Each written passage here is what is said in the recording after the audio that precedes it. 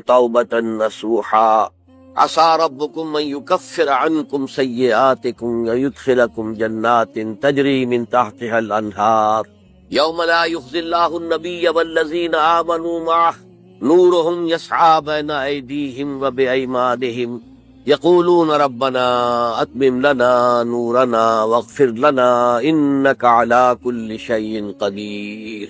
وقال عز وجل كما ورد في سورة النور وتوبوا إلى الله جميعا أيها المؤمنون لعلكم تفلحون. وقال جل وعلا كما ورد في سورة الزمر قل يا عبادي الذين أسرفوا على أنفسهم لا تقنطوا من رحمة الله إن الله يغفر الذنوب جميعا صدق الله العظيم. رب اشرح لي صدري ويسر لي أمري واحلل عقدة من لساني يفقهوا قولي. اللهم ربنا ألهمنا رشدنا واعذنا من شرور أنفسنا. اللهم أرنا الحق حقا وارزقنا اتباعه وأرنا الباطل باطلا وارزقنا اجتنابه. اللهم وفقنا أن نتوب إليك توبة نصوحا آمین یا رب العالمین۔ آپ میں سے بہت سے حضرات کے علم میں ہوگا اخباری اطلاع کی بنیاد پر کہ میری آج کی گفتگو کا موضوع ہے توبہ کی عظمت اور اس کی تاثیر۔ اس کا پس منظر یہ ہے کہ پچھلے کئی مہینوں سے میری تقریر جو ہے وہ جو اس وقت عالمگیر حالات ہیں اور جو امت کو خطرات درپیش ہیں اور اس کے ضمن میں جو پیشین گوئیاں احادیث نبویہ میں موجود ہیں، جو میں کم سے کم یوں سمجھئے کہ 25 برس سے بیان کرتا آ رہا ہوں، لیکن اب وہ چشم سر کے سامنے آ رہی ہے۔ پہلے وہ صرف یہ کہ انسان کو علمی اعتبار سے معلوم تھی، اب وہ صورتحال آنکھوں کے سامنے ہے۔ تو اس پر چونکہ گفتگو ہوتی رہی، لیکن ہر مرتبہ گفتگو کا اختتام اس پر ہوا کہ اس کا علاج کیا ہے، بچنے کا راستہ کون سا ہے۔ تو عام طور پر ایک لفظ پر توبہ، البتہ اس میں انفرادی توبہ، اجتماعی توبہ۔ انفرادی توبہ سے انسان اپنے گناہوں کی سزا سے بچ جاتا ہے، آخرت میں اللہ تعالیٰ اسے اپنے عفو و درگزر کا، اپنی رحمت کا، اپنے فضل کا مستحق قرار دے دیتا ہے۔ لیکن دنیا میں قوم کی حالت نہیں بدلتی جب تک اجتماعی توبہ نہ ہو۔ اس اجتماعی توبہ کے ضمن میں مختصراً تو میں نے کچھ باتیں عرض کی ہیں، لیکن پھر بھی چونکہ ہر مرتبہ گفتگو کے اختتام پر یہ بات آتی تھی اور وقت ختم ہو رہا ہوتا تھا، لہذا اس کے بارے میں تفصیل سے گفتگو نہیں ہو سکتی۔ اور آج میں نے طے کیا کہ جو حالات ہیں وہ تو اب سامنے آ رہے ہیں۔ جو سلسلہ شروع ہو گیا ہے عراق میں، جس کے بارے میں شیرون صاحب یہ کہہ چکے ہیں کہ ان قریب عراق پر ہمارا قبضہ ہو، یعنی امریکہ کا نہیں، اسرائیل کا قبضہ ہو۔ اور یہ بات بھی اب سامنے آ چکی ہے کہ مڈل ایسٹ کا پورا نقشہ بدل دینے کا پروگرام ہے۔ یہ جو مڈل ایسٹ کے ممالک ہیں، یہ کب وجود میں آئے تھے؟ پچھلی صدی، 20ویں صدی میں جو پہلی جنگ عظیم ہوئی، اس سے پہلے یہ پورا علاقہ سلطنت عثمانیہ میں تھا، خلافت عثمانیہ کے تحت۔ پورا شمالی افریقہ، پورا یہ مغربی ایشیا، حجاز سمیت سارا معاملہ ایک سلطنت، ایک ملک، خلافت کے تحت۔ پہلی جنگ عظیم کے بعد پھر حصے بکھرے کیے انہوں نے، جیسے کہ مال غنیمت کو بیٹھ کر بعد میں تقسیم کیا جاتا ہے کہ اس عالم عرب کے جو ہیں اب ٹکڑے ٹکڑے کر دو اور انہیں باہم تقسیم کریں۔ مصر، عراق یہ برطانیہ، شام، الجزائر یہ فرانس، لیبیا اطالویوں، آگے ہسپانویوں، یہ سارے ٹکڑے جو ہوئے تھے اور ملک بنے تھے، یہ تو اس وقت کی بندر بانٹ تھی۔ اسی طرح اب کہا جا رہا ہے کہ اس جنگ کے بعد حقیقت میں مڈل ایسٹ کا نقشہ تبدیل کر دیا جائے۔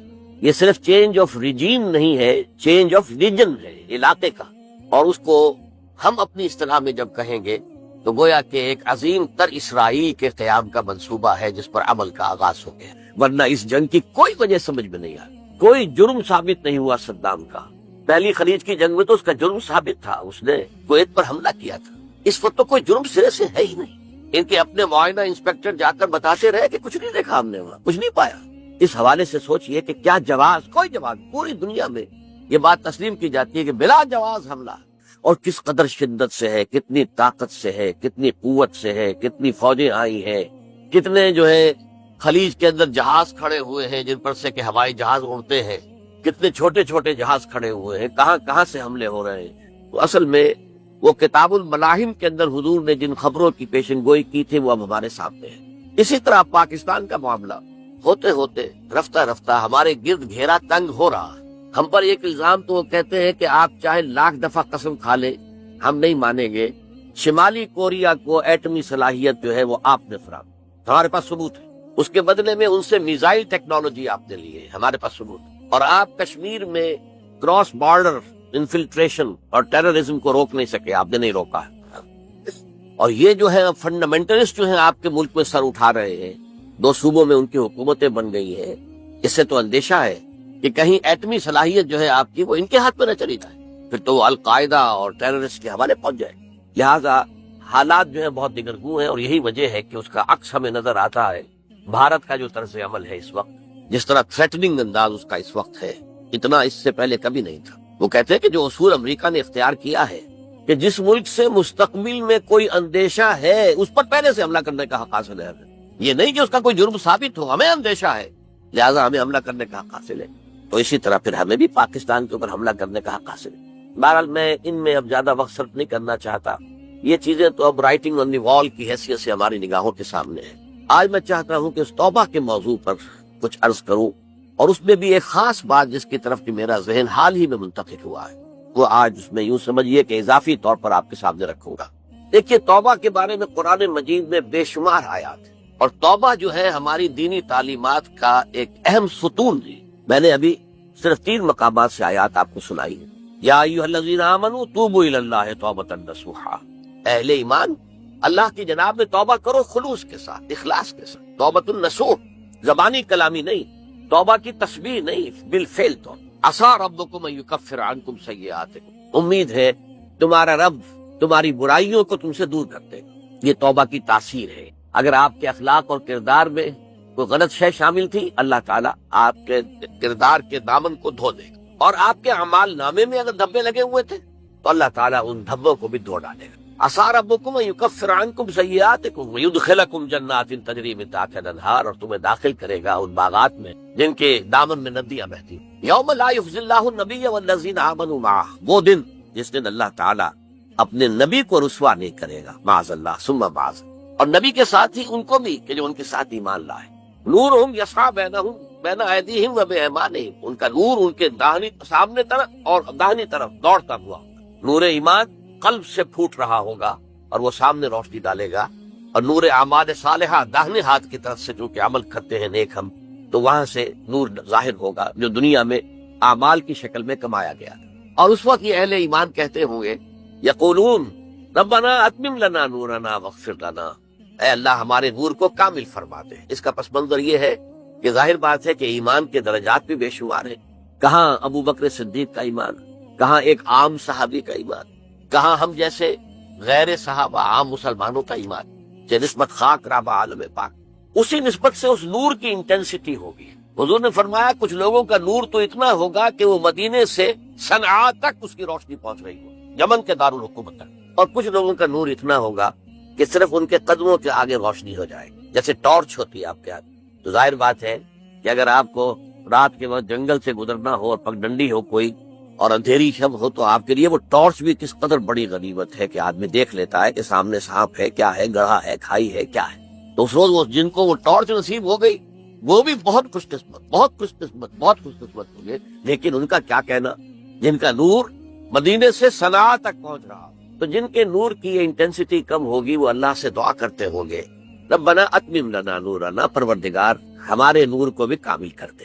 تو نے اپنے ان بندوں پر کتنا فضل کیا ہے، کتنا بڑا نور ان کو عطا کیا۔ اتمم لنا نورنا، ہمارا نور بھی اس کا اتمام فرما دے، تکمیل کر دے۔ مغفر لنا، اور یہ کیسے ہوگا؟ ایسے ہوگا کہ ہمارے گناہوں کی پردہ پوشی کر دے۔ گناہوں کی پردہ پوشی ہوگی تو پھر اس نور کی انٹینسٹی میں اضافہ ہو جائے۔ وغفر لنا انک علی کل شیء قدیر، یقیناً تو ہر شے پر قادر ہے۔ پھر میں نے آپ کو آیت سنائی سورہ نور کی، یہ آیت نمبر 31، بڑی طویل آیت ہے، اس کا آخری ٹکڑا ہے، وَتُوبُوا إِلَى اللَّهِ جَمِيعًا أَيُّهَا الْمُؤْمِنُونَ لَعَلَّكُمْ تُفْلِحُونَ، اے ایمان والو اللہ کی جناب میں سب مل جل کر توبہ کرو تاکہ تم فلاح پاؤ۔ یہ گویا کہ اجتماعی توبہ کا جو میں نے آپ کے سامنے اصطلاح بیان کی ہے، یہ اس کا نقشہ ہے۔ اور ایک اور آیت جو میں نے آپ کو سنائی سورہ زمر کی آیت نمبر 53، بعض لوگوں پر کچھ مایوسی طاری ہو جاتی ہے، ہم اتنے عرصے سے گناہ کرتے چلے آ رہے ہیں، کیسے معافی ہوگی، کیسے ممکن ہے، کیسے چھٹکارا ملے گا؟ ایسے لوگوں کے لیے ان کے اطمینان کے لیے، ان کی دلجوئی کے لیے، ان کی تسلی کے لیے یہ آیت عظیم ترین آیات میں سے قرآن مجید۔ قل یا عبادی الذین اسرفوا علی انفسہم، اے نبی کہہ دیجئے اے میرے وہ بندو جنہوں نے اپنی جانوں پر ظلم کیا ہے، ظلم اٹھایا ہے، زیادتی کی. تم گناہ کرتے رہے ہو تو اپنی جان پر ظلم کیا ہے، میرا تو کچھ نہیں بگاڑا.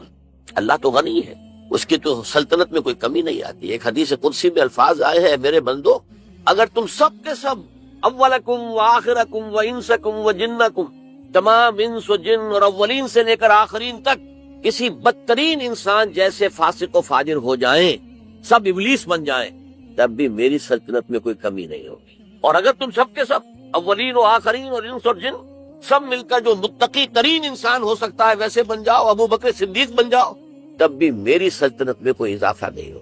تو اللہ تعالیٰ کا تو کچھ بگڑتا نہیں ہے. انسان گناہ کرتا ہے تو اپنا نقصان کرتا. قل یا عبادی الذین اسرفوا علی انفسہم، کہہ دیجئے اے نبی، اے میرے وہ بندو جنہوں نے اپنی جانوں پر ظلم کیا ہے، ستم کیا ہے، ظلم اٹھایا ہے، لا تقنطوا من رحمت اللہ. میں آج بعض حدیثیں اس موضوع پر آپ کو سناؤں گا، عجیب چشم کشا حدیثیں ہیں. میں نے چونکہ اس موضوع پر گفتگو کرنی تھی تو میں نے کچھ اس مرتبہ احادیث کا تفحص کیا. تو واقعہ یہ ہے کہ بعض احادیث پڑھ کر خود میری جو ہے میرے علم میں اضافہ ہوا، ادھر میری توجہ آج تک نہیں گئی تھی. لا تقنطوا من رحمت اللہ، اللہ کی رحمت سے مایوس مت ہو.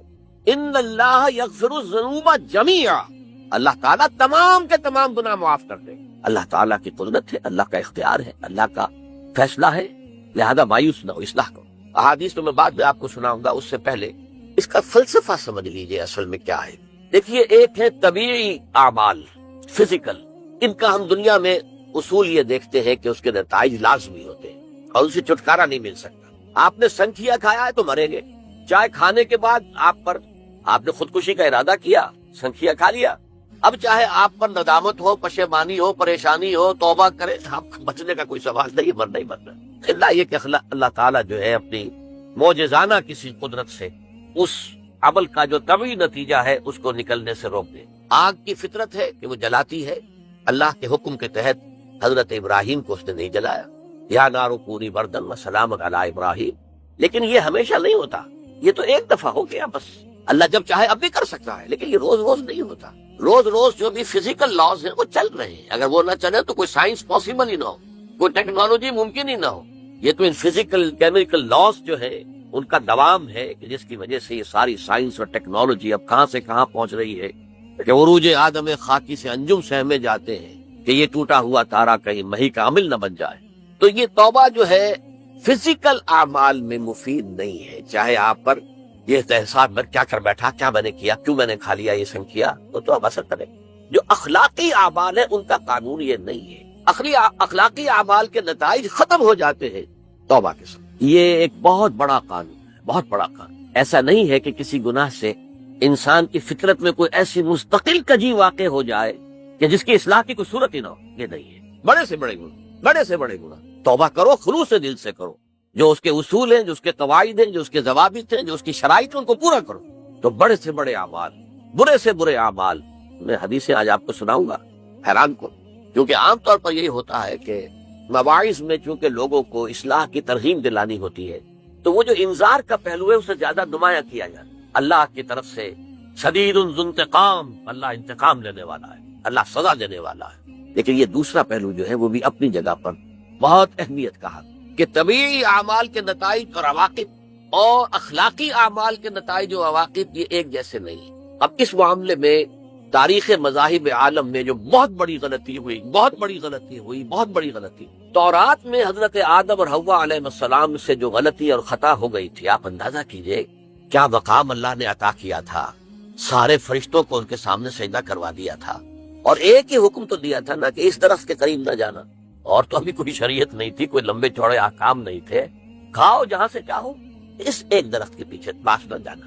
وَلَا تَقْرَبَا هَٰذِهِ الشَّجَرَةَ فَتَكُونَا مِنَ الظَّالِمِينَ. اور وہی کام کر بیٹھے حضرت آدم اور حضرت حوا علیہ السلام. کتنا بڑا گناہ، کتنا بڑا گناہ، کتنا بڑا گناہ. لیکن قرآن نے وضاحت کر دی کہ آدم نے توبہ کی، اللہ نے معاف کر دیا. اللہ تعالیٰ سے کلمات سیکھے، ندامت دل میں پیدا ہو گئی حضرت آدم، لیکن الفاظ نہیں تھے. کن الفاظ میں اللہ سے معافی مانگوں، مجھ سے خطا ہو گئی، بہت بڑی غلطی ہو گئی. وہ الفاظ ہی اللہ نے سکھائے. فَتَلَقَّىٰ آدَمُ مِن رَبِّهِ کَلِمَاتٍ. یہ ہے جس میں کہ وہ علامہ اقبال کا ایک شعر ہے ان کے نوجوانی کے دور کا، جس پر میں بھول رہا ہوں کہ داغ دہلوی تھے یا کوئی اور تھے کہ جنہوں نے علامہ سے کہا تھا میاں اس عمر میں اور یہ شعر اس بڑی محفل میں بات آئی تھی کہ موتی سمجھ کے شان کریمی نے چن لیے قطرے جو تھے میرے عرق انفعال کے. انفعال کہتے ہیں عربی میں پشیمانی، شرمندگی. اور عام طور پر جب کسی انسان پر پشیمانی اور شرمندگی طاری ہوتی ہے تو پیشانی جو ہے اس پر کچھ پسینہ سا آتا ہے. تو قطرے جو تھے میرے عرق انفعال کے موتی سمجھ کے شان کریمی نے چن لیے. اللہ کی نگاہ میں ان کی اتنی قیمت، ان کی اتنی وقت میرے بندے نے پشیمانی اختیار کی ہے، اپنے اس غلط کام کے اوپر اسے رنج اور افسوس ہو رہا ہے، تو اللہ کی نگاہ میں اس کی یہ عظمت ہے، یہ قدرت ہے. تو اللہ تعالیٰ نے جب حضرت آدم کے دل میں وہ پشیمانی پیدا ہو گئی تو الفاظ نہیں تھے. کن الفاظ میں؟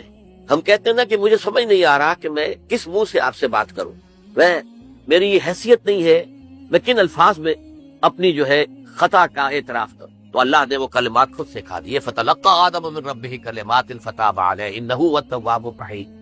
یہ چیز کہیں تورات جب دوبارہ مرتب ہوئی ہے تو وہ نکل گئی، اس میں رہ گئی، باقی اس میں شامل نہیں.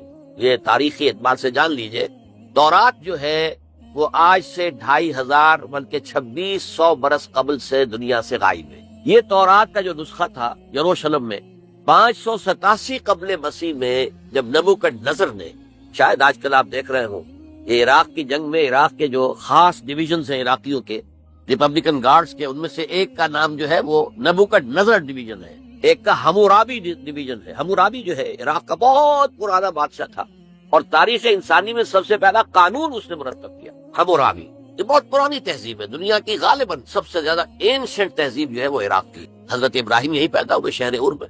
تو نبوکدنضر نے جب تباہ کیا تھا یروشلم کو، 6 لاکھ آدمیوں کو قتل کیا اور 6 لاکھ کو قیدی بنا کر لے گیا بیبیلونیا. بابل کا لفظ بھی آج کل آ رہا ہے. کسی زمانے میں وہ عظیم شہر تھا دنیا کا، اب وہ معمولی سا شہر رہ گیا ہے، نئے شہر بڑھ گئے.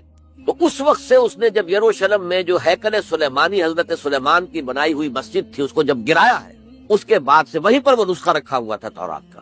پھر دنیا میں وہ نسخہ اب نہیں ہے. یہودیوں کا کہنا ہے کہ موجود ہے مسجد اقصی کے نیچے، وہ جب اس نے گرایا تھا تو جو نیچے تہخانے تھے وہ نہیں گرے تھے، وہ محفوظ رہتے، اوپر ملبہ آ گیا اور وہیں پر وہ تورات اور وہ تابوت سکینہ جس میں حضرت موسیٰ کا عصا بھی رکھا ہوا ہے اور بہت سے وہ من اور سلوہ کے بھی کچھ نمونے رکھے ہوئے ہیں، وہ تابوت سکینہ اس کا قرآن مجید میں سورہ بقرہ میں ذکر ہے، وہ بھی موجود ہے. اور جو ربائی وہاں اس وقت تھے ان کے علماء، ان کی لاشیں بھی وہاں پڑی ہوئی ہے. وہ جب ہم کھدائی کریں گے تو دنیا میں سامنے آ جائے. لیکن بہرحال اس وقت جو مجھے کہنا تھا وہ یہ کہ چونکہ اصل تورات اس وقت گم ہو گئی، 150 سال کے بعد اسے پھر یادداشتوں سے کچھ مرتب کیا گیا تو اس میں غلطیاں پیدا ہو گئی. اب انسانی یادداشت کا معاملہ آ گیا. انہی میں سے ایک بڑی غلطی یہ ہوئی، اومیشن یہ ہوئی کہ حضرت آدم نے جو توبہ کی اور اللہ نے قبول فرما لیا، اس کا ذکر اس میں نہیں ہے. اس سے نتیجہ عیسائیوں نے کیا اختیار کیا کہ وہ اوریجنل سن کہتے ہیں اسے، وہ جو ابتدائی گناہ تھا عظیم جو ہمارے جد امجد آدم سے سرزد ہوا تھا، اس گناہ کا اثر جو بھی بچہ نسل آدم میں پیدا ہوتا ہے وہ لے کر آتا. یہ زمین و آسمان کا فرق ہے. اسلام کے نزدیک ہر بچہ جو پیدا ہوتا ہے وہ معصوم ہے بلکہ مسلم ہے. کل مولود یولد علی الفطرہ، جو بھی بچہ پیدا ہوتا ہے وہ فطرت اسلام پر پیدا ہوتا ہے. فَأَبَوَاهُ يُهَوِّدَانِهِ أَوْ يُمَجِّسَانِهِ أَوْ يُنَصِّرَانِهِ، یہ تو والدین ہیں اس کے جو اسے مجوسی یا عیسائی یا یہودی بنا لیتے ہیں، ورنہ وہ تو مسلمان ہوتا ہے، فطرت کی کلین سلیٹ لے کر آتا ہے. عیسائیت کہتی ہے کہ ہر انسان جو پیدا ہوتا ہے بنیادی طور پر گناہگار ہے، اپنے جد امجد کے گناہ کا بوجھ لے کر آ رہا ہے. اب اس کا علاج انہوں نے پھر کیا تجویز کیا، یہ ہے کہ ایک غلطی پر دوسری غلطی اور دوسری پر تیسری غلطی. خشت اول چون حد معمار کج، تاثریہ بھی رود دیوار کج. اب اللہ نے جب دیکھا اب تو ہر بندہ جو ہے آدم کی اولاد کا بنیادی طور پر پیدائشی طور پر گناہگار ہے، تو اب کیا کیا جائے؟ تو اللہ نے اپنا اکلوتا بیٹا، صلبی بیٹا مسیح یسوع اسے زمین پر بھیجا. یہ الفاظ میرے ہیں کہ اسے قربانی کا بکرا بنا کر اور ان سب کی طرف سے قبول کر لیا، گناہگاروں کی طرف سے، کہ ان کے گناہ کا کفارہ ہو جائے گا جو عیسیٰ کو مانتے ہیں. یہ عقیدہ ہے عیسائیت. جڑ کیا ہے کہ گناہ ہو گیا تو گناہ کا اثر تو رہے گا. قرآن یہ کہتا نہیں، اللہ دھو دیتا ہے. تمہاری سیرت و کردار کے اوپر بھی جو داغ ہیں دھل جائیں گے اور تمہارے نامہ اعمال میں جو دھبے ہیں وہ بھی دھل جائیں گے. توبہ کر دو، توبوا الی اللہ توبۃ نصوحا، کرو وہ توبہ کے جو بالکل خلوص دل کے ساتھ. اب میں ذرا آپ کو کچھ احادیث سنانا چاہتا ہوں. ایک طرح کا یہ تبشیر کا پہلو ہے آج ہماری گفتگو میں کہ جو نمایاں ہوگا. یہ بعض احادیث تو چھوٹی چھوٹی ہے اور یہ بہت مرتبہ میری گفتگو میں آ چکی ہے، صرف اس وقت حوالہ دے کر گزر جاؤں گا. یہ ترمذی اور ابن ماجہ میں حضرت انس ابن مالک رضی اللہ تعالی عنہ سے روایت ہے، حضور نے فرمایا کل بنی آدم خطاؤون وخیر الخطائین التوابون، تمام بنی آدم خطا کار ہیں، خطا کار بھی نہیں، بہت خطا کار ہیں، بہت خطا کار ہیں، لیکن ان خطا کاروں میں بہتر لوگ وہ ہیں کہ جو خوب توبہ کرتے، غلطی ہو گئی توبہ کریں۔ اور ایک اور حدیث میں آپ کو بتاؤں گا کہ یہ نہیں ہے کہ پھر کبھی وہ غلطی نہ ہو، اس وقت آپ یہ لگا لیں اپنے اوپر یہ کام میں نے نہیں کرنا، اور ایک دفعہ وہ کام چھوڑ دیں تو توبہ ہو گئی۔ پھر اگر کچھ عرصے کے بعد پھر کہیں آپ جذبات کی رو میں بہ گئے، پھر کہیں کوئی برے اثرات جو ہے وہ پڑے، پھر غلطی، کوئی بات نہیں، پھر توبہ کرو، پھر ہو گیا پھر توبہ کرو۔ تواب اسی لیے کہا بار بار توبہ کرنے والا۔ تو کل بنی آدم خطاؤون وخیر الخطائین التوابون۔ دوسری حدیث یہ بھی ابن ماجہ اور بہقی میں ہے، حضرت عبداللہ ابن مسعود رضی اللہ تعالی عنہ، التائب من الذنب کمن لا ذنب لہ، گناہ سے توبہ کرنے والا ایسے ہے جیسے اس نے کبھی گناہ کیا ہی نہیں۔ دھل جاتی ہے، تختی دھل گئی، بچے نے تختی لکھی تھی اس کو دھو دیا، ختم ہو گئے۔ ایک حدیث تو پڑھ کر میں بھی چونکا، یہ اصل میں اسلوب ہے بیان کا، بتانے کے لیے کہ تمہارے دلوں کے اندر مایوسی کا غلبہ نہ ہو جائے۔ مایوس اصل میں جو ہے مایوسی یہ ابلیسیت ہے، نوٹ کر لیجئے اس کو۔ مایوسی ابلیسیت کی کا عکس ہے۔ مبلس کہتے کسے جو مایوس ہو گیا؟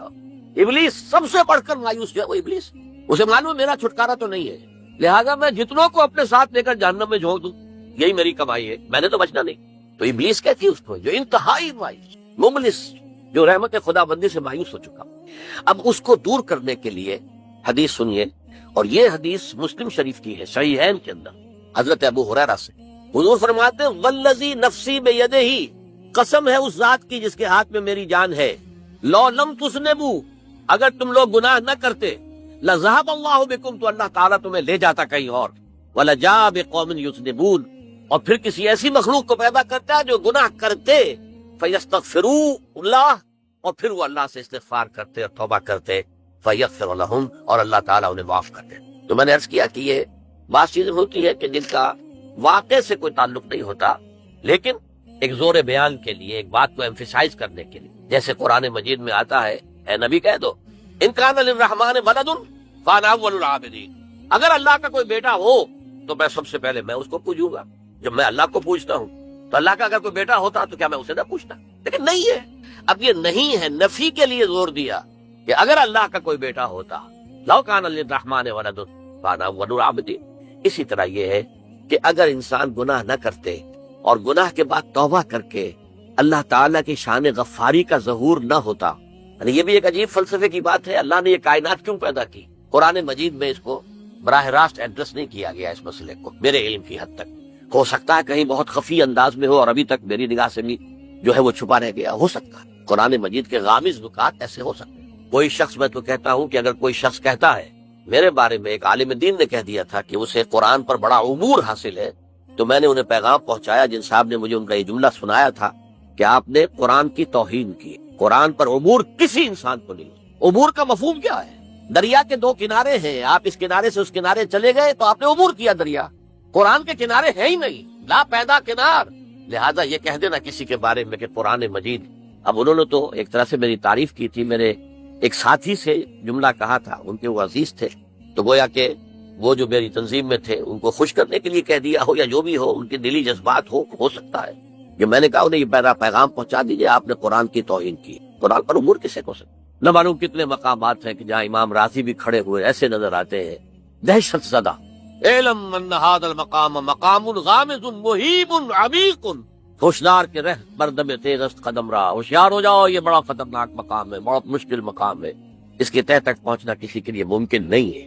سورہ حدید کی آیت هو الاول والآخر والظاہر والباطن پر یہ الفاظ ہیں جو امام راضی نے لکھے۔ تو اس لیے میں آپ سے عرض کر رہا ہوں کہ یہ کہنے کا انداز ہے، والذی نفسی بیدہ لو لم تذنبوا، اس ہستی کی قسم جس کے ہاتھ میں میری جان ہے، اگر تم گناہ نہ کرتے، تو میں عرض کر رہا تھا تو اللہ کی شان غفاری کیسے ظاہر ہوتی؟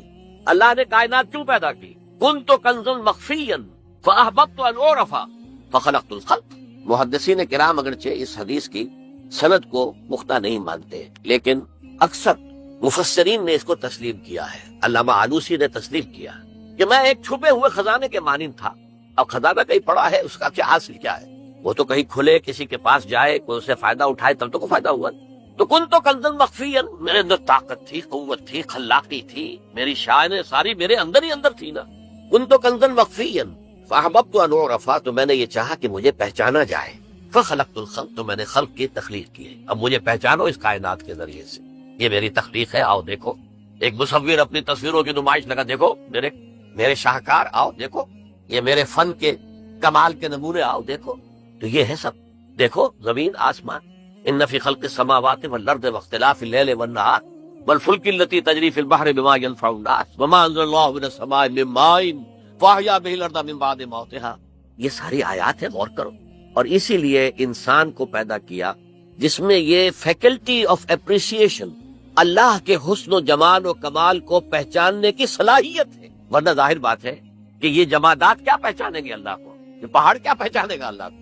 اللہ کو پہچاننے کی صلاحیت انسان میں ہے. تو یہ چونکہ ایک فلسفہ ہے باقاعدہ کہ اللہ نے تعالیٰ، اسی سے میں کہہ رہا ہوں اگر گناہ نہ ہوتا اور پھر توبہ نہ ہوتی اور میں اس کو معاف نہ کرتا تو میری شان غفاری کا ظہور کیسے ہوتا؟ میری شان ہے نا، غفار بھی ہوں، ستار بھی ہوں، اس کا ظہور کیسے ہوتا؟ تو والذی نفسی بیدہ لو لم تذنبوا لذهب اللہ بکم ولجاء بقوم یذنبون فیستغفروا اللہ فیغفر لهم. اگر تم لوگ گناہ نہ کرتے تو اللہ تمہیں ختم کر کے کوئی اور ایسی مخلوق پیدا کرتا کہ جو گناہ کرے اور پھر وہ توبہ کرے اور اللہ اسے معاف. اسی سے ملتی جلتی ایک حدیث ہے، یہ امام احمد اور امام بہقی لائے ہیں اور اس کے راوی حضرت علی ہے رضی اللہ تعالی عنہ. ان اللہ یحب العبد المؤمن المفتن التواب، اللہ تعالیٰ کو بہت محبت ہے، یحب. اب دیکھیے ایک طرف وہ آیات ذہن میں لائیے، اللہ تعالیٰ کن سے محبت کرتا ہے؟ واللہ یحب المحسنین، یا وہ لوگ ان اللہ یحب الذین یقاتلون فی سبیلہ صفا کانہم بنیان مرصوص. اللہ محبت کرتا ہے اپنے ان بندوں سے جو اس کی راہ میں جنگ کرتے ہیں صفے باندھ کر، گویا سیسا پلائی ہوئی دیوار ہے. یہ ہے مثبت کام، نیک کام، محسنین، اللہ کی راہ میں قتال کرنے والے. یہاں اس کے برعکس کہا جا رہا ہے ان اللہ یحب، اللہ تعالیٰ محبت کرتا ہے اپنے اس بندے سے، العبد المومن، جو مومن ہو. اس کی ایک اور بڑی پیاری حدیث آئے گی، المفتن التواب، جو بہت فتنوں میں مبتلا ہو جاتا ہو اور پھر بہت توبہ کرتا ہو. مفتن التواب، لیکن ساتھ ہی پلٹتا ہو، رجوع کرتا ہو، پھر اللہ کے حضور میں حاضر ہوتا ہو، پھر معافی مانگتا ہو. اللہ تعالیٰ کو اپنا ایسا بندہ بہت پسند ہے. اب میں کچھ اور حدیثیں آپ کو سنا رہا ہوں. توبہ کا دروازہ دو اعتبارات سے کہا گیا ہے کہ ایک وقت آنے پر بند ہو جاتا ہے. ایک حدیث کے تو الفاظ میں نوٹ کر کے نہیں لایا ہوں کہ اللہ تعالیٰ نے توبہ کا ایک دروازہ اتنا چوڑا کھلا رکھا ہوا ہے کہ جس کو عبور کرنا جو ہے وہ سال ہا سال میں ممکن ہو، اور یہ بند نہیں ہوتا جب تک کہ سورج مغرب سے طلوع نہ ہو جائے. یہ قیامت کی جو آخری، قریب قیامت کی جو آخری نشانیاں ہیں ان میں سے وہی حدیث میں آپ کو سنا رہا ہوں. عن ابی ہریرہ رضی اللہ تعالی عنہ، اور یہ مسلم شریف کی روایت ہے، من تاب قبل ان تطلع الشمس من مغربها تاب اللہ علیہ. سورج کے مغرب سے طلوع ہونے سے قبل تک جو لوگ توبہ کریں گے اللہ تعالیٰ ان کی توبہ قبول کر لے گا. البتہ جب وہ قیامت کی وہ نشانی ظاہر ہو جائے کہ سورج مغرب سے طلوع ہو رہا ہے، اب دروازہ توبہ کا بند ہے. اب اس کے بعد اگر توبہ کوئی کرتا ہے تو اللہ تعالیٰ اس کی توبہ کو قبول نہیں کرے. یہ تو اجتماعی سطح پر ہوئی. انفرادی سطح پر عن عبداللہ ابن عمر رضی اللہ تعالی عنہما عن النبی صلی اللہ علیہ وسلم قال ان اللہ عز وجل یقبل توبۃ العبد ما لم یغرغر. یہ ترمذی میں ہے حضرت عبداللہ ابن عمر رضی اللہ تعالی عنہما سے کہ اللہ تعالیٰ اپنے بندے کی توبہ قبول کرتا ہے جب تک کہ وہ جسے ہم کہتے ہیں گھنگرو نہ بولنے لگے حلق کے اندر، جبکہ نزع، عالم نزع ہو اور جان جو ہے وہ آتا پھر یہاں اٹکتی ہے، تو اس وقت تک دروازہ کھلا ہے توبہ کا. لیکن جب یہ شکل ہو گئی تو دروازہ بند. یہ انفرادی سطح پر ہو گیا. جب آپ کے موت کے آثار اتنے واضح ہو گئے کہ اب جا رہے ہیں، اب توبہ کریں گے تو توبہ قبول نہیں ہو. اجتماعی سطح پر جب قیامت جو ہے اس کی وہ گھڑی آ گئی کہ سورج مغرب سے طلوع ہو گیا، اب توبہ کا دروازہ بند. ایک اور حدیث ہے جو میں نے بہت مرتبہ اس کا ترجمہ تو آپ کو بہت دفعہ سنایا ہے، آج میں چاہتا ہوں اس کو پورے متن کے ساتھ آپ کے سامنے رکھیں. یہ حضرت انس ابن مالک رضی اللہ تعالیٰ عنہ سے مروی روایت ہے جو حضور کے خادم خاص تھے، اور یہ متفق علیہ بھی ہے، یعنی بخاری میں بھی ہے، مسلم میں بھی ہے، لیکن تھوڑا سا فرق ہے الفاظ کا. تو جو مسلم شریف کی روایت ہے اس کے الفاظ کیا ہیں؟ للہ اشد فرحا بتوبۃ عبدہ حین یتوب الیہ. جان لو اللہ تعالیٰ کو زیادہ خوشی ہوتی ہے اپنے کسی گناہ گار بندے کی توبہ سے جبکہ وہ توبہ کرتا ہے. کس سے زیادہ ہوتی ہے؟ اب اس کی ایک تمثیل دی. من احدکم، ایک ایسے شخص سے بھی زیادہ بڑھ کر خوشی ہوتی ہے، کان علی راحلتہ بارض الفلات، کہ جو بہت ہی دور دراز کے اور سنسان علاقے میں سفر کر رہا تھا، فانتحرفت منہ، اس کی سواری جو ہے گم ہو گئی، وعلیہا طعامہ وشرابہ، اسی پر اس کا کھانا بھی تھا اور پانی بھی تھا، اونٹنی پر سفر کر رہا تھا، اسی پر ہوتا ہے راحلہ جو ہے راستے کا سامان، اچانک کہیں بیٹھا ہے تھوڑی دیر کے لیے سستانے کے لیے، کہیں اونٹ آ گئی اور اونٹنی صاحبہ غائب ہو گئی۔ اب آنکھ کھلی اور اس نے دیکھا، فَأَيَّسَ مِنْهَا، تلاش کر کر کے مایوس ہو گیا، کہیں اونٹنے کا سراغ نہیں۔ اب ظاہر بات ہے کسی صحرا میں یہ کیفیت، اس کا مطلب کیا ہے؟ یقینی موت۔ فَأَتَىٰ شَجَرَةً فَاسْتَجَعَ فِي ظِلِّهَا وَقَدْ أَيَسَ مِنْ رَاحِلَتِهِ، تو وہ ایک درخت کے نیچے اس کے سائے میں آ کے لیٹ گیا، گویا کہ موت کی امید۔ فَبَيْنَهُمَا وَهُوَ كَذَلِكَ إِذْ هُوَ بِهَا قَائِمَةٌ عِندَهُ، اس کی کہیں دوبارہ آنکھ لگی ہے، جو کھولا تو دیکھتا ہے اونٹنی تو موجود ہے، کھڑی ہے، تو وہ فوراً اس کی وہ جو رسی ہے وہ پکڑتا ہے، فَأَخَذَ بِخِتَامِهَا ثُمَّ قَالَ مِن شِدَّةِ الْفَرْقِ، اب جو اسے مسرت ہوئی اس کا آپ اندازہ کر سکتے ہیں، ایک یقینی موت کا معاملہ آ چکا تھا، اور اچانک اللہ تعالیٰ نے وہ کھوئی ہوئی اونٹنی جو ہے وہ واپس دلا دی۔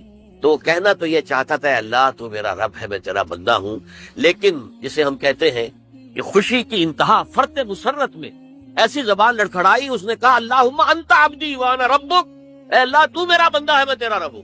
یہ کہہ بیٹھا، یہ کیا ہے؟ فرط مسرت جسے آپ نے، خوشی کی انتہا، کہ جس میں انسان جو ہے اتنی بڑی خطا کر بیٹھتا ہے۔ اللہ کو اپنے کسی گناہ گار بندے کی توبہ سے اس سے بھی زیادہ خوشی۔ اب ظاہر بات ہے کہ یہ تماثیل کس لیے ہے؟ بعض لطائف، بعض حقائق اتنے لطیف ہوتے ہیں کہ ان کو بیان نہیں کیا جا سکتا بتمام و کمال، تو مثالوں کا سہارا لیتے ہیں۔ اللہ کو کتنی خوشی ہوتی کیا سمجھے گے ہم؟ لہذا یہ مثال تو سمجھ میں آ گئی نا کہ ایک لقودق صحرا میں انسان سفر کر رہا تھا، ایک ہی اونٹنی ہے، اسی پر اس کا پانی ہے، اسی پر اس کا کھانا ہے، اور کہیں ٹھہرا ہے تھوڑی دیر کے لیے اور اونٹنی غائب ہو گئی، اور اس کے بعد تلاش کر کے شمال مغرب جنوب ہر جگہ دیکھ لیا، اب تک کہیں اونٹنی کا سراغ نہیں۔ اب موت کے انتظار میں لیٹ گیا کہ اچانک دیکھتا ہے کہ اونٹنی موجود ہے، تو وہ شدت فرح میں یہ کہہ بیٹھتا ہے اللہم انت عبدی وانا ربک انا للہ و انا الیہ راجعون۔ اب دیکھیے ایک حدیث وہ آ رہی ہے، اور اس کو یوں سمجھیے، اللہ تعالیٰ نے جو انسان پیدا کیے ہیں ان کے مزاج مختلف ہیں۔ ان میں کچھ لوگ ہوتے ہیں جو قوی ہوتے ہیں ارادے کے، جو فیصلہ کر لیا ڈٹ گئے۔ کچھ لوگوں میں وہ قوت ارادی اتنی مضبوط نہیں ہوتی، وہ ادھر ادھر سوچتے رہتے ہیں۔ کچھ لوگ جسمانی طور پر بہت توانا ہوتے ہیں، کچھ لوگ جسمانی طور پر پیدائشی طور پر کمزور ہوتے ہیں۔ تو اگر کوئی قوت ارادی کمزور رکھنے والا شخص ہے، وہ بھی تو اللہ کی تخلیق ہے، اللہ کا بندہ ہے، خطاؤں کا ظہور ہو جاتا، توبہ کرتا ہے، پھر کچھ عرصے کے بعد پھر خطا کا ظہور ہو جاتا، پھر توبہ کرتا، تو ہم تو یہ سمجھیں گے کہ ایک حد کے بعد پھر اس کی توبہ قبول نہیں ہونی چاہیے۔ لیکن حدیث سنیے، وعن ابی ہریرہ رضی اللہ تعالی عنہ قال قال رسول اللہ صلی اللہ علیہ وسلم ان عبدا اذنب ذنبا، یقیناً ایک بندہ جو ہے وہ ایک گناہ کرتا ہے، فقال، پھر وہ کہتا ہے رب، اے میرے پروردگار، اذنبت فاغفر لی، مجھ سے گناہ ہو گیا ہے، مجھے معاف فرما دے۔ فقال ربہ، تو پروردگار یہ کہتا ہے اعلم عبدی ان لہ ربا یغفر الذنب ویاخذ بہ، میرا یہ بندہ یہ جانتا ہے کہ اس کا ایک رب ہے جو گناہ معاف بھی کر سکتا ہے اور سزا دے بھی سکتا ہے۔ کیا مانی ہوئے؟ گناہ اس نے کیا ہے لیکن جانتا ہے اللہ کو کہ وہ معاف بھی فرما سکتا ہے، تبھی تو وہ اللہ سے معافی کی درخواست کر رہا ہے۔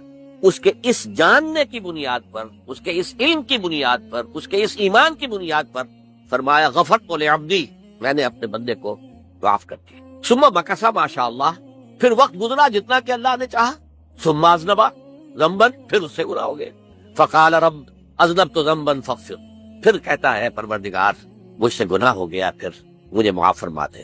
فقال ربہ، اللہ فرماتا ہے عالم عبدی ان لہ ربا یغفر الذنب ویاخذ بہ، میرا بندہ ہے نا جو جانتا ہے کہ اس کا ایک رب ہے، ایمان باللہ اس کے اندر ہے، تبھی تو پکار رہا ہے، اور یہ بھی جانتا ہے کہ وہ گناہ معاف بھی کر سکتا ہے، اور چاہے تو پکڑ بھی سکتا ہے، سزا بھی دے سکتا ہے۔ تو فرمایا، اللہ تعالیٰ فرماتے ہیں تو میں نے فرمایا کہ میں نے معاف کر دیا۔ ثم مکث ما شاء اللہ، پھر ایک عرصہ گزرا اس کے بعد، ثم اذنب ذنبا، پھر اس نے گناہ کیا، قال رب اذنبت ذنبا آخر، اس نے کہا پروردگار میں نے تو پھر ایک اور گناہ کر دیا، فاغفر لی، مجھے بخش دے۔ فقال اعلم عبدی ان لہ ربا یغفر الذنب ویاخذ بہ، میرا بندہ جانتا ہے نا کہ اس کا ایک رب ہے جسے وہ پکار رہا ہے، اور وہ جانتا ہے کہ اسے اختیار حاصل ہے کہ چاہے تو بخش دے اور چاہے تو پکڑ لے۔ اس کے اس علم، اس ایمان کی بنیاد پر میں نے اسے معاف کر دیا۔ ایک اور حدیث، میں نے چونکہ اس گفتگو کے لیے ان احادیث کا تفحص کیا ہے. یہ تو بہت ہیں حدیثیں، میں نے ان میں سے کچھ چنی ہے. ہمارے بعض واعظ ناصح وہ بھی کسی شخص کو روکتے رہے، برائیوں سے روکتے رہے نہیں رکتا تو کہیں غصے میں آ کے اللہ تجھے کبھی معاف نہیں کرے. یہ کتنا بڑا جرم ہے، اس کا اندازہ کیجئے اس حدیث سے. تو میرے بندے کو میری رحمت سے مایوس کر رہے ہیں، کتنا بڑا جرم ہے، اس کا اندازہ کیجئے. یہ مسلم شریف کی روایت ہے عن جندب، حضرت جندب رضی اللہ تعالی عنہ سے، ان رسول اللہ صلی اللہ علیہ وسلم حدث، کہ اللہ کے رسول صلی اللہ علیہ وسلم نے ایک واقعہ بیان کیا.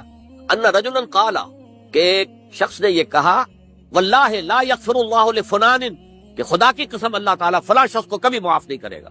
وان اللہ تعالیٰ قال، اس پر اللہ تعالیٰ نے یہ فرمایا، منزل الذی یتعالی علیہ، یہ کون ہے جو میرے اوپر حکومت کرنے والا آ گیا، جو میری طرف سے حکم لگا رہا کہ میں کبھی معاف نہیں کروں گا. منزل الذی، کون ہے وہ شخص، الذی یتعالی علیہ انی لا اغفر لفلان، کہ میں فلاں شخص کو کبھی معاف نہیں کروں گا.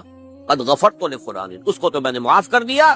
واحبطت عملہ، اس شخص کے تمام اعمال میں نے ضائع کر دیے کہ تم نے میرے بندے کو مایوس کیا.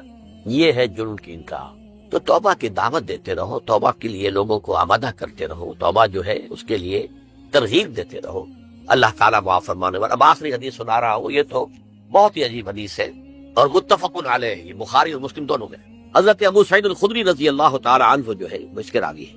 حضور نے فرمایا، کانا فی من کانا قبلکم رجل قتل 99 نفسا، تم سے پہلے جو امت تھی بنی اسرائیل، گویا کہ ان کا ذکر ہے، اس میں ایک آدمی ایسا تھا جس نے 99 قتل کیے. اب آپ اندازہ کیجئے کتنا بڑا گناہ کبیرہ ہے قتل.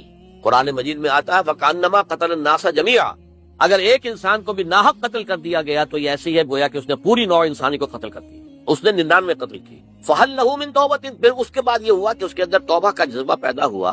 فَسَأَلَ عَنْ أَعْلَمِ أَهْلِ الْأَرْضِ، تو اس نے پھر سوال کیا، لوگوں سے پوچھا کہ زمین میں رہنے والوں میں کون سب سے بڑا عالم ہے. فَدُلَّ عَلَى رَاهِبٍ، تو اسے بتایا گیا فلاں راہب فلاں جگہ پر ہے، وہ بہت نیک ہے، بڑا عالم ہے. فَأَتَاهُ، وہ اس کے پاس آیا. فَقَالَ أَنَّهُ قَتَلَ 99 نَفْسًا فَهَلْ لَهُ مِن تَوْبَةٍ، انہوں نے کہا دیکھیے راہب صاحب، میں نے 99 انسان قتل کیے، اب مجھے یہ بتائیے کہ میرے لیے توبہ کا کوئی امکان ہے. فقال لا، انہوں نے کہا نہیں. فقتلہ، اس نے اس کو بھی قتل کر دیا. فکمل بہ 100، اپنی سینچری مکمل کر لی، مطلب 99 کے بعد ایک کی کسر تھی، اس کو بھی قتل کیا، 100 پورے کر لیے. ثم سأل عن عالم اہل الارض، پھر اس نے پوچھا کوئی اور، کوئی بڑے عالم انسان ہو. فدل علی رجل عالم، پھر اس کی رہنمائی کی گئی ایک بڑے عالم شخص کی طرف. فقال انہ قتل 100 نفس، تو اس نے وہاں جا کر کہا کہ میں 100 انسان ہلاک کر چکا ہوں، قتل کر چکا ہوں. فہل لہ من توبہ، میرے لیے توبہ کا کوئی امکان ہے؟ فقال نعم، اس نے کہا کیوں نہیں، 100 قتل کیے تب بھی کیا ہے، توبہ کا راستہ دروازہ کھلا ہوا، معلوم یغرغر، جب تک کہ وہ گنگنو نہیں بج رہا اس وقت تک تمہارے توبہ کا دروازہ کھلا ہوا ہے. فرمایا نعم، ومن یحول بینہ وبین التوبہ، تمہاری توبہ کے درمیان اور تمہارے درمیان کون حائل ہو سکتا ہے، توبہ کا دروازہ کھلا ہے. لیکن ساتھ ہی کہا انطلق الی ارض کذا و کذا، اب تم ایسے کرو جہاں تم رہتے ہو وہاں نہ جاؤ واپس، وہاں کا ماحول اچھا نہیں ہے، معاشرہ اچھا نہیں ہے، ہو سکتا ہے کہ تم توبہ پر قائم نہ رہ سکو، تم فلاں جگہ چلے جاؤ، وہاں اچھے لوگ آباد ہیں، ان میں جا کر رہو. فإن بها اناس یعبدون اللہ تعالی، وہاں ایسے لوگ آباد ہیں جو اللہ کی بندگی کرتے ہیں. فاعبد اللہ معہم، تو تم ان کے ساتھ مل کر اللہ کی بندگی اور پرستش کرو. ولا ترجع الی ارضک، اپنی زمین کی طرف اپنے وطن میں واپس مت جاؤ. فإنها ارض سوء، وہ بری جگہ ہے. فانطلق، تو وہ چل پڑا، ہجرت کر رہا ہے، اس جگہ جا رہا ہے جہاں کا راہب نے بتایا تھا. حتی اذا نصف الطریق، جب آدھا راستہ اس نے پورا کر لیا، اتاہ الموت، موت آ گئی.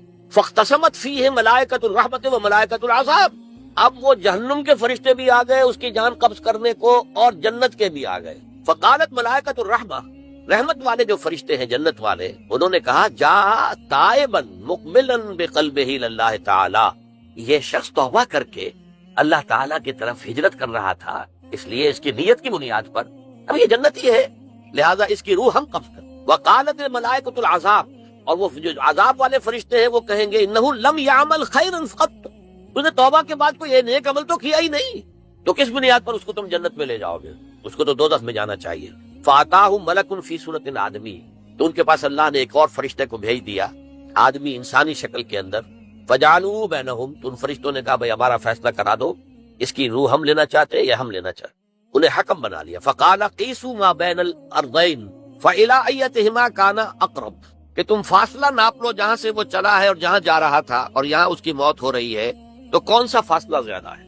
جب ناپا گیا، بلکہ ایک حدیث میں آتا ہے کہ اس پر اللہ نے زمین کو جو ہے حکم دے دیا، ایک طرف والی زمین تو سکڑ جا، دوسری والی جو ہے تو پھیل جا، تاکہ وہ جو جدھر جو جا رہا تھا وہ زیادہ قریب ہو جائے بنسبت اس کے کہ جہاں سے وہ چلا تھا۔ تو اس فیصلے پر پھر جو فرشتے تھے، جو کہ رحمت کے فرشتے تھے، وہ اس بندے کو لے گئے جنت کے۔ یہ ہے توبہ کی عظمت اور اس کی تاثیر۔ اب آئیے اجتماعی توبہ کا طریقہ کار جو میں نے بہرحال بیان کیا ہے۔ پہلے افراد توبہ کریں اور صحیح توبہ کریں۔ صحیح توبہ کیا ہے؟ ہماری زندگیوں میں کوئی حرام شے ہے، فوراً نکال باہر۔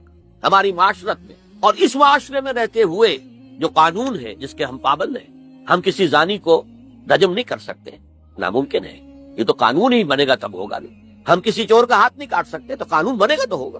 تو ہم جن چیزوں پر عمل نہیں کر سکتے قانوناً، ان کے علاوہ باقی پوری شریعت جس پر عمل کیا جا سکتا اس پر عمل پیرا۔ سود میں بند نہیں کر سکتا، بینکوں کو میں آگ نہیں لگا سکتا، اور بینکوں کو آگ لگا دیں گے تب بھی سود تو ختم نہیں ہوگا، لیکن یہ تو کر سکتا ہوں نا کہ براہ راست سود میں ملوث نہ ہوں، سود پر قرضہ لے کر اپنا کاروبار نہ چمکاؤں، نہ بڑھاؤں، سود پر قرضہ لے کر اپنے مکان نہ اونچا کروں، یہ تو کر سکتا ہوں۔ تو کم سے کم جو ڈائریکٹ کسی نے قانون نہیں بنایا کہ لازم ہے آپ پر کہ آپ سودی قرضہ لیں اور اپنی بلڈنگ عالی شان بنا لیں، کسی نے نہیں کی۔ یہ اگر کر رہے تو آپ مجرم ہیں۔ آپ کے معاشرے میں کوئی قانون نہیں بنا کہ پردہ ختم، برقع حرام، مثل یہ ترکی میں تو کر دیا گیا تھا، برقع حرام، وہاں تو سر کو اوپر جو ہے ڈھانپنا جو ہے، سکارف لینا بھی ممنوع ہے، یہاں تو نہیں ہے۔ پھر یہاں جنہوں نے چھوڑا ہے مجرم خود ہے۔ یہاں تو اللہ کا شکر ہے کوئی ایسا مصطفیٰ کمال پیدا آج تک نہیں ہوا ہے کہ جس نے ان چیزوں کا حکم دیا۔ ہاں ترغیب ہے، ذرائع ابلاغ کے ذریعے سے، فحاشی ہے، اریانی ہے، لیکن چوز آپ خود کرتے ہیں، فیصلے کا اختیار آپ کا اپنا ہے۔ تو جن چیزوں کے اندر بھی گناہ سے بچنے کا امکان ہے اس کو عملاً ترک کیا جائے، اور نمبر 2 عزم مصمم کر لیا جائے کہ اللہ اب بقیہ زندگی جتنی بھی ہے اس میں اپنی توانائیاں، اپنی قوتیں، اپنی صلاحیتیں صرف کروں گا تیرے دین کی تبلیغ اور تیرے دین کے قائم کرنے کی جدوجہد۔ عزم مصمم۔ یہ لوگ اگر 14 کروڑ میں 14 لاکھ بھی ہو جائیں، بہرحال 2-4 کی توبہ کرنے سے ملک کی قسمت نہیں بدلتی، معتدل تعداد کے اندر جو ہے یہ لوگ اگر ایسے ہو جائیں اور پھر یہ کہ وہ مل کر اگر زور لگائیں تو واقعتاً اس ملک کے اندر شریعت اسلامی کا نفاذ ہو سکتا ہے، اللہ کا نظام قائم کیا جا سکتا ہے۔ یہ ملک بنایا اسی لیے گیا تھا۔ تو یہ توبہ کا جو ہے اجتماعی توبہ کا یہ پوری تفصیل تو میں بارہا بیان کر چکا ہوں۔ آج جو میں نے کہا تھا کہ ایک بات کی طرف میرا ذہن حالیہ منتقل ہوا ہے، اس سے پہلے نہیں ہوا۔ یہ توبہ کرنے والے لوگ جب تک 14 لاکھ نہیں ہے، 1400 ہی ہوں، لیکن یہ اگر دعا کریں گے اللہ تعالیٰ کے خلوص کے ساتھ تو ان کی دعا قبول ہوگی۔ دعا بہت بڑی ہے، الدعاء مخ العبادہ۔ ٹھیک ہے، بڑا لمبا راستہ لگتا ہے یہ کہ 14 لاکھ انسان توبہ کریں، یا 2 لاکھ یا 3 لاکھ انسان توبہ کریں، صحیح معنی میں توبہ کریں، اور پھر وہ جمع ہو، ایک طاقت بنے، تن من دھن لگانے کے لیے، جانے دینے کے لیے تیار ہو جائیں۔ تو لگتا ہے یہ کہ کافی لمبا ہے کہ دراز و دور دیدم رہو رسم پارسائی، یہ تو بڑا لمبا راستہ ہے۔ اسی سے لوگ کہتے ہیں کہ پھر کیا حل ہوا، یہ تو حل جو ہے تو کوئی عملی حل تو نہیں ہوا۔ اس میں میرا ذہن منتقل ہوا ہے دعا، اجیب دعوت الداعی اذا دعان امن یجیب المضطر اذا دعاہ۔ بھلا وہ کون ہے جو کسی مضطر کسے کہتے ہیں؟ ایک شخص نہایت پریشان حال ہو گیا ہو، نہایت پریشان حال، اور میں اللہ کو پکارے، پروردگار تو میری دستگیری فرما۔ اللہ کسی اور طرف مجھے کوئی توقع نہیں رہی، کوئی نہیں رہا جس سے مجھے کوئی امید ہو۔ یہ مضطر اضطرار کی حالت میں آ کر جب بالکل بے چین ہو کر اللہ کو پکارتا ہے تو اللہ اس کی دعا قبول کرتا ہے۔ اور دعا کی حد یہاں تک بھی آتے ہیں الفاظ کہ لا يرد البلاء قضاء الا بالدعاء۔ تقدیر الہی کو بھی اسی لیے 2 حصوں میں تقسیم کیا گیا، تقدیر مبرم، ایک تو اللہ کا وہ فیصلہ ہے جو ٹل نہیں سکتا کسی صورت میں، ایک تقدیر معلق ہوتی ہے تو صحیح اللہ کا فیصلہ لیکن اس میں تبدیلی ہو سکتی ہے۔ یہ جو تقدیر معلق ہوتی ہے اس میں دعا انتہائی مؤثر شے ہے۔ لا يرد البلاء الا لا يرد القضاء الا بالدعاء۔ قضا جو ہے وہ نہیں بدل سکتی سوائے دعا کے۔ اس دعا کی تو کم سے کم ہم منادی کریں، لیکن پہلے شرط وہی ہے، ورنہ وہ دعا نہیں ہے، ورنہ وہ توبہ نہیں ہے۔ توبہ صحیح ہو، حرام سے اپنے وجود کو، اپنے گھر کو پاک کرے، اس کے بغیر کچھ نہیں۔ اس کے بغیر تو جیسے کہ کہا گیا سورہ مائدہ میں، قل یا اہل الکتاب لستم علی شیء حتی تقیموا التوراۃ والانجیل، اے نبی ان سے کہہ دیجئے، اے اہل کتاب تمہاری کوئی حیثیت اللہ کی نگاہوں میں نہیں ہے، تمہاری کوئی دعا اللہ کے ہاں قابل پذیرائی نہیں ہے جب تک کہ تم تورات اور انجیل کو قائم نہیں کرو۔ لہذا دعائیں تو نہ بنو. 30 لاکھ آدمی جو ہے حج کے موقع پر کیسی کیسی دعائیں مانتے ہیں. کہاں جا رہی ہیں دعائیں؟ یہ کہاں ہیں ان کی قبولیت کے آثار؟ توبہ صحیح ہو. اور توبہ کے بارے میں آج میں نے امکانی حد تک آپ کے سامنے آج ترغیب و تشویق کا پہلو رکھا ہے. مایوسی اس کو کہا بھی جاتا ہے، مایوسی کفر ہے. اور میں نے آپ سے کہا آج کہ لا تقنطوا من رحمت اللہ ان اللہ یغفر الذنوب جميعا. 99 قتل کیے ہوں، 100 قتل کیے ہوں، تب بھی توبہ کرو گے تو اللہ توبہ قبول فرمائے. اور کس شان کے ساتھ قبول فرمائے گا اس حدیث کے اندر آیا، متفق علیہ حدیث صحیح بخاری اور صحیح مسلم کے اندر ہے. تو اگر ہم اس توبہ کی منادی کریں نمبر 1، اور جو لوگ توبہ کریں صحیح معنی میں، ایک طرف تو وہ جد و جہد شروع کر دیں اللہ کے دین کے قائم کرنے کی جد و جہد، اس میں پیچھے نہ رہے، لیکن اس اسنا میں جو دعائیں وہ کریں گے، اللہ تو نے یہ ملک ہمیں عطا کیا تھا، ہم نے اپنے زور بازو سے اسے نہیں حاصل کی، یہ سلطنت خدا داد پاکستان، اور اے اللہ اے خاص ہے خاصان رسول وقت دعا ہے، امت پہ تیری آ کے جب وقت پڑا ہے. میں اپنے احساسات جو ہیں آپ کے سامنے الفاظ میں بیان نہیں کر سکتا. یہ جب یروشلم کی تباہی ہوئی تھی جس کا میں نے ذکر کیا ہے، 6 لاکھ انسان قتل ہوئے تھے، اور 6 لاکھ کو نبوکدنضر جو تھا وہ ہانک کر بھیڑوں بکریوں کی طرح بیبیلونیا لے گیا تھا. اس سے پہلے کتنے ہی نبی اہل کتاب کے وہ کہتے رہے تھے کہ ہوش کرو، توبہ کر لو. بلکہ ایک جگہ کے الفاظ یہ ہیں، درخت کی جڑ پر کلہاڑا رکھا جا چکا ہے، اب بھی ہوش میں آ جاؤ. ہوش میں نہیں آئے. دنیا پرستی جو بھی ان کے نفس پرستی جو بھی ان کے اوپر مسلط ہو چکی تھی، اس نے انہیں توبہ نہیں کرنے دی، تباہی و بربادی ہو گئی. آج ہماری نگاہوں کے سامنے عراق کے ساتھ کیا ہو رہا ہے، بغیر اس کے کہ کوئی جرم ہو اس کا، بغیر اس کا. ہم تو بڑے بڑے جرم کر چکے ہیں ان کی نگاہ میں.